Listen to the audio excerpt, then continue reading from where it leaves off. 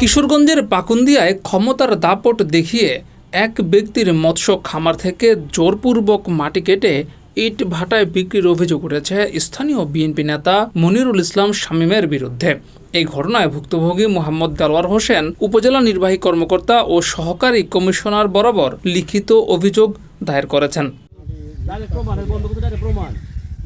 অভিযোগ সূত্রে জানা যায়, উপজেলার সুখিয়া ইউনিয়নের ছয়চির গ্রামের মৃত মজনু মিয়ার ছেলে দেলোয়ার হোসেন পরিবার নিয়ে শহরে থাকলেও গ্রামে রয়েছে তার শখের মৎস্য খামার। অভিযোগ উঠেছে, তার না থাকার সুযোগে ইউনিয়ন বিএনপির আহ্বায়ক মনিরুল ইসলাম শামীম এবং যুবদল নেতা রনির নেতৃত্বে একটি দল বেকু দিয়ে মাটি কাটা শুরু করে। সেই মাটি নিয়ে যাওয়া হয় স্থানীয় ইটভাটায়।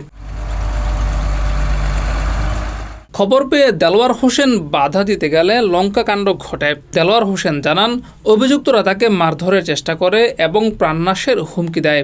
এমনকি খামারের পাড় থেকে 3টি মেহগনি গাছও কেটে নিয়েছে বলে দাবি করেছেন তিনি। এটা হচ্ছে আমাদের পৈতৃক সম্পত্তি, আমাদের কাছে না বললে সুখিয়া ইউনিয়নের বিএনপির আহ্বায়ক এবং আমাদের এই এলাকার রনি যে এই জমি থেকে বেকু আইনা দেখেন আমার সমস্ত মাটি নিছে এবং ওই যে মাটি কাটছে 3-4টা গাছ আছে মেহগনি গাছ, এগুলা কাটে নিয়ে গেছে।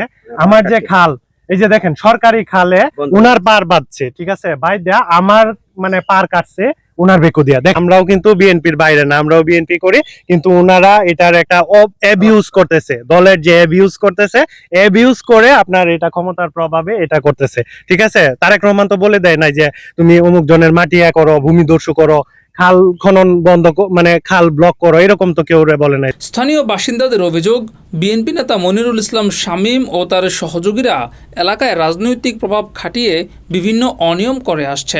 নিজের ফিশারি বড় করার উদ্দেশ্যে পানি নিষ্কাশনের গুরুত্বপূর্ণ একটি খাল বন্ধ করে দেওয়ার পাশাপাশি অন্যের ফিশারির পাড় থেকে মাটি কেটে নেওয়ার ঘটনায় স্থানীয়দের মধ্যে তীব্র ক্ষোভের সৃষ্টি হয়েছে। খাল তো বন্ধ দিচ্ছে তার স্বার্থের জন্য, তার স্বার্থ হইলো এর পুকুরটা বড় হইলো, আর এই পুকুরের উপরে জুলুম অত্যাচার করবো, এই জন্য এই পুকুরের পার মিনিমাম 10 ফুট কাটে নিচে গা নিয়ে তার অরিজিনাল খালগুলা বন্ধ করছে। বন্ধ করিয়া ওই লোকের পুকুরের পার কাটিয়া এই পুকুরের আগে আছেন 10 থেকে 12 ফুট ফাঁস খালটা, এটা অন বানাইছে 3 ফুট বানাইয়া বানানিতে এই এলাকার যত এই ধান জমিন আছে সব অন পানির নিচে যাব এবং বাড়ির মাধ্যমে পানি উঠবে। যেমন পানি যে নিষ্কাশন ব্যবস্থা, এটা তো এই বছর পানি যাবেই না। আগে পানি 2-3 দিন সব পানি যেত গা, এখন এই বছর যে অবস্থা হয়েছে 10 দিনও পানি যাবে না। 10 দিন যদি কৃষকের জমি পানি নিচে থাকে তাহলে তো থাকবে না, এটা স্বাভাবিক। গেছে বছরও পানি অনেক কম গেছে, আমাদের একটা ফিশারি ছিল ওইখান দেওয়া ফিশারি কাটতে পারে পানি দিয়ে যাওয়ার লাগিয়া। এই বছর যে অবস্থা হয়েছে পানি তো যাওয়ার কোনো ব্যবস্থাই নাই। উনি হয়তো ক্ষমতাশীল, এই জন্য করবে, তাই সাধারণ মানুষ কি করবে। এদিকে যুবদল নেতা রনি দাবি করেছেন, তিনি বৈধভাবে ইজারা নিয়ে পার সংস্কার করছিলেন। আমি ফিশারির কাজ করব, ঠিক আছে, তখন তারা বলতেছে যে পক্ষে থেকে আমি জমিটা নিছি, তারা সময় চাইতেছে, ঠিক আছে বসবে। তো বসার কথা কইতে কইতে প্রায় 3 মাস সময় গেছে, ঠিক আছে। পরে তারা বললো যে ফিশারির মধ্যে কাজ করো, আমার বসা সিজন হয়ে যাইতেছে, ঠিক আছে, আমি টাকা দিছি, আমার তো ফিশারির কাজ করতে হইব, আমার পার মেরামত করতে হইব।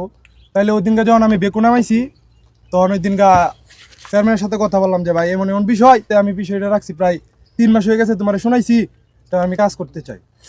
পরে বলতেছে তাই এক কাজ কর, বেকুটা লাগাইছস তুলে ঠিক আছে, পরে তুই রাইতে আমরা বসে এলাকার বিষয় এটা সমাধান করি, তারপর তুই বেকুতে কাজ কর। তবে অভিযোগের তীর যার দিকে, সেই বিএনপি নেতা মনিরুল ইসলাম শামীম বিষয়টিকে রাজনৈতিক উদ্দেশ্য প্রণোদিত বলে উড়িয়ে দিয়েছেন। তার দাবি, তিনি শুধু বেকু মেশিন দিয়ে সহায়তা করেছেন, জমির সঙ্গে তার কোনো দালালিক সম্পর্ক নেই। আপনার একটা বেকু কালি হয়েছে, যদি দেন তাহলে আমরা কাজ করি। আমিও সরল মনে বলে দিছি, ঠিক আছে নেও, তাদের পুকুরে তারা কাজ করবে।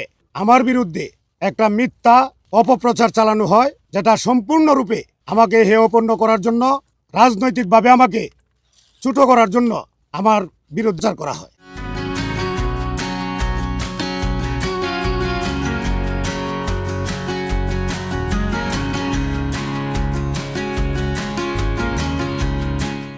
উপজেলা নির্বাহী কর্মকর্তা রূপম দাস জানিয়েছেন, যেহেতু আবারও অভিযোগ এসেছে, তাই এসিল্যান্ডকে দ্রুত ব্যবস্থা নেওয়ার নির্দেশ দেওয়া হয়েছে। এই একই স্থানে একই বিষয় এসিল্যান্ড সাহেব আমাদের 10-12 দিন আগে মোবাইল কোর্ট পরিচালনা করেছে। আচ্ছা। এবং যেহেতু কালকে আমরা আবারও অভিযোগ পেয়েছি, সে বিষয়ে এসএলএন সাহেবকে নির্দেশ দিয়েছে এই বিষয়ে দেখার জন্য। একে তো অনুমতি ছাড়াই ফিশারির পাড় কেটে নিয়েছে, তার সঙ্গে যুক্ত হয়েছে হুমকি। বর্তমানে পরিবারটি চরম নিরাপত্তার শঙ্কায় ভুগছে।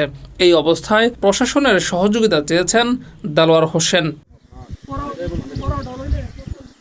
জিয়াউর রহমান, যুগের চিন্তা।